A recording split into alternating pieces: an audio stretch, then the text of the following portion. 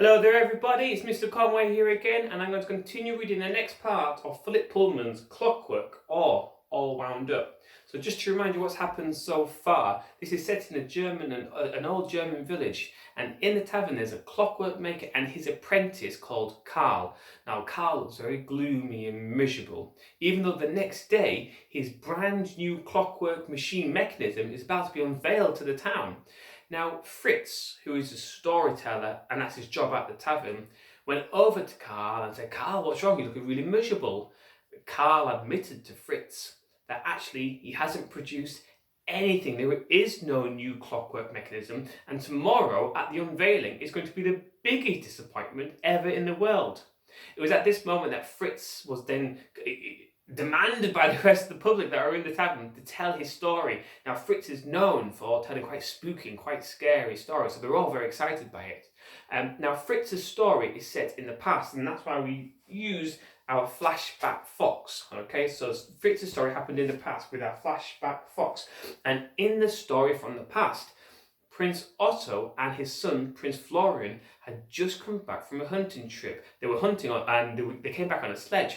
But the sledge came crashing through the gates, and when they went to the sledge, all the guards and the sentries that were on duty, they realised that Prince Florian was alive and well and wrapped up in a warm fur, but Prince Otto was dead, even though his hand, which was whipping the horses up and down, was still moving. So they took this dead body with the moving arm to the palace doctor, and the doctor had a look at him, pronounced that he was dead, but opened up his chest and realised his heart had been removed and replaced with a clockwork mechanism. So the palace doctor, the palace physician, then decided to speak to Dr. Kalmanus. Now, Dr. Kalmanus, still in the past, Dr. Kalmanus is a very famous clockwork maker, and he decided to go and speak to Dr. Kalmanus to get his advice about what on earth was going on. It was at this point in the story that Fritz stopped speaking. So we're back to our in the moment monkey. Fritz stopped speaking his story, and at that moment, the tavern door opened slowly, and in walked Dr. Kalmanus, the same Dr. Kalmanus from our flashback fox. The same Dr. Kalmanus is now in the present day monkey. Whoa, freaky. So I'm going to read the next part of our story. The stranger bowed. "Dr. Kalmanus of Schatzberg at your service," he said in a harsh, grating voice. "I have come a long way tonight, and I am cold. A glass of brandy." The landlord poured it hastily. The stranger drained it at once and held out the glass for more. Still nobody moved. "Oh, so silent," said Dr. Kalmanus, looking around mockingly. "One might think one had arrived among the dead." The burgomaster swallowed hard and got to his feet. "I beg your pardon, Dr. Kalmanus, but the fact is that..." And he looked at Fritz, who was staring at Dr. Kalmanus in horror. The young man was as pale as the paper in his hand. His eyes were nearly starting from his head, and his hair was on end, and a ghastly sweat had broken about his forehead. "Yes, my good sir," said Dr. Kalmanus. I, said Fritz, and swallowed convulsively. The burgomaster intervened. "The fact is that our young friend is a writer of stories, doctor, and he was reading us one of his tales when you arrived." "Ah, how delightful," said Dr. Kalmanus. "I should greatly enjoy hearing the rest of your story, young sir. Please don't feel inhibited by my presence. Carry on as if I weren't here at all." A little cry broke out of Fritz's throat. With a sudden movement, he crumpled all of his sheets of paper together and thrust them into the stove where they blazed up high. I beg you," he cried, "have nothing to do with this man." And like someone who had seen the devil, he ran out of the inn as fast as he could. Dr. Kalmanus broke into a wild and mocking laugh, and at that several other good citizens followed Fritz's example and left their pipes and their mugs of beer, grabbed their coats and hats, and were off, not even daring to look the stranger in the eye. Herr Ringelmann and the burgomaster were almost the last to leave. The old clockmaker thought he should say something to a fellow craftsman, but his tongue was mute, and the burgomaster thought he should either welcome the eminent Dr. Kalmanus or send him on his way. But his nerve failed, and the two old men took their sticks and hurried away as fast as they could. Little Gretel, who was clinging to her father, the landlord, watching it all with wide eyes. "Well," said Dr. Kalmanus, "you keep early hours in this town. I will take another glass of brandy. The landlord poured with a shaking hand and ushered Gretel out, for this was no company for a child. Dr. Carmenus drained the brandy at once and called for yet another. And perhaps this gentleman will join me, he said, turning to the corner of the bar. For there sat Carl. Still, in the rush of all the other customers' sleep, he had not moved at all. He turned his glowering face, now flushed with drink and sullen with self-hatred, to glare at the stranger, but he could not meet those mocking eyes, and he dropped his gaze to the floor. Bring a glass for my companion, said Dr. Calmanus to the landlord, and then you may leave us. The landlord put the bottle and another glass on the bar and fled. Only 5 minutes before, the parlour had been full to bursting, but now Dr. Calmanus and Carl were alone. And the inn was so quiet that Carl could hear the whisper of the flames in the stone and the ticking of the old clock in the corner, even over the beating of his own heart. Dr. Calmanus poured some brandy and pushed a glass among the bar. Carl said nothing. He bore the stranger's stare for nearly a minute, and then he banged his fist on the counter and cried, God damn you, what do you want? Of you, sir? I want nothing from you. You came here to purpose to jeer at me, didn't you? To jeer at you? Come, we have better clowns than you in Schatzberg. Should I come all this way to laugh at a young man whose face shows nothing but unhappiness? Come, drink up, look cheerful. It is your morning of triumph tomorrow. Carl groaned and turned away, but Dr. Calmanus's mocking voice, continued. Yes, the unveiling of a new figure for the famous clock of Glockenheim. It is an important occasion. Do you know, I tried to find a bed in 5 different inns before I came here, and they were all full up.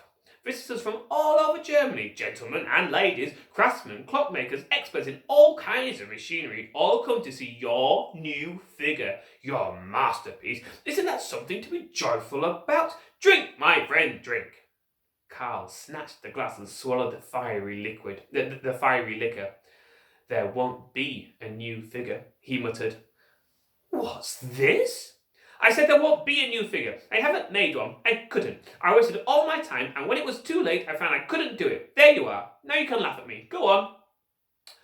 Oh, dear, said Dr. Calmanus solemnly. Laugh? I wouldn't dream of it. I've come here to help you. What? You? How? Dr. Calmanus smiled. It was like a flame suddenly broke out of an ash-covered log, and Carl recoiled. The old man came closer. You see, he said, I think you may have overlooked the philosophical implications of our craft. You know how to regulate a watch and repair a church clock, but had you ever considered that our lives are clockwork too?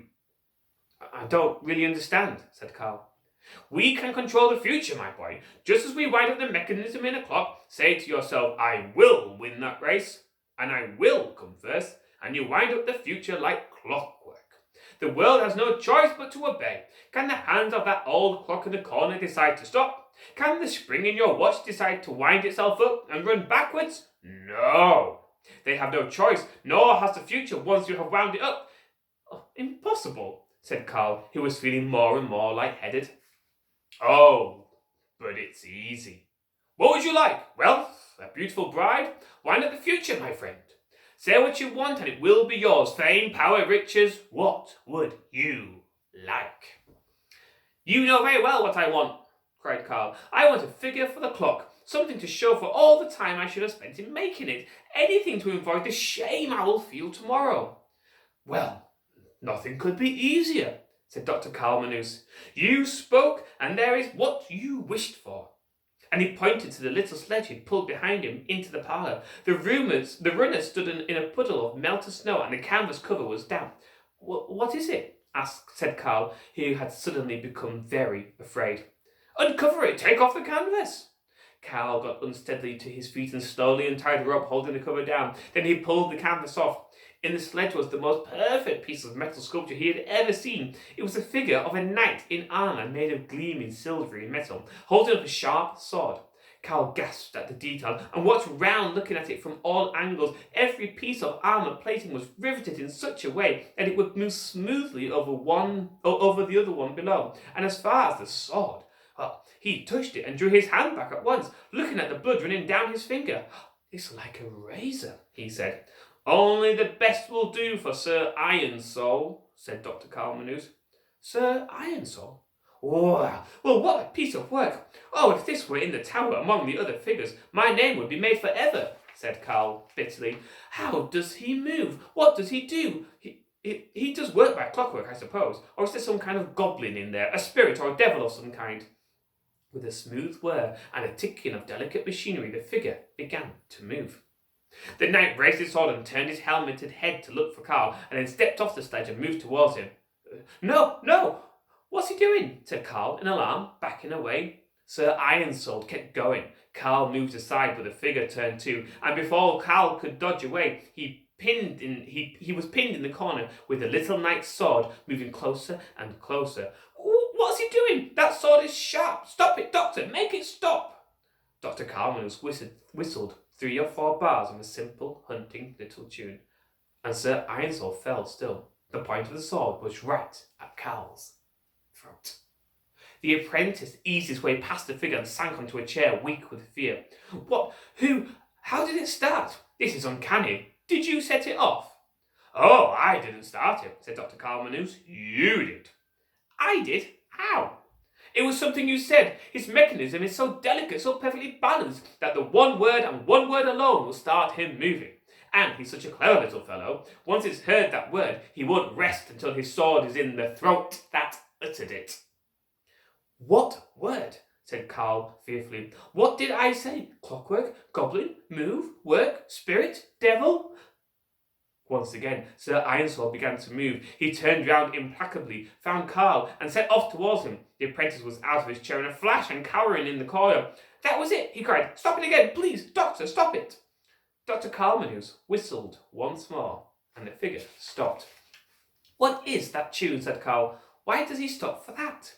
It's a little tune called The Flowers of Lapland, said Dr. Carmenus. He likes that, bless him. He stands still to listen to it, and that tips his balance wheel the other way, and then he stops. What a marvel! What a piece of work!